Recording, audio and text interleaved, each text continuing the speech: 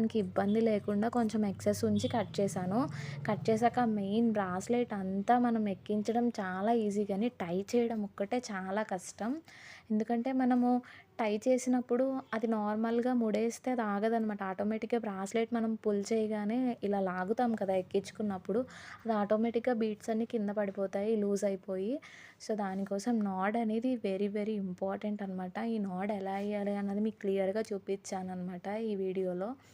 మనం బీడ్స్ అన్నీ ఎక్కించుకున్న తర్వాత నాడ్ వేసేటప్పుడు ఏంటి అంటే, మనం ఫస్ట్ ఒక నాడ్ ఏస్తాం కదా! వేసి నార్మల్‌గా టై చేసి పుల్ చేస్తాము. అలా కాకుండా ఇదేంటంటే 3, 4 టైమ్స్ మనం నాట్ చేసి దాన్ని పుల్ చేస్తే గనక ఆటోమేటిక్‌గా అది స్ట్రాంగ్‌గా ఉంటుంది. ఇక్కడ చూస్తే మీకు అర్థమవుతుంది.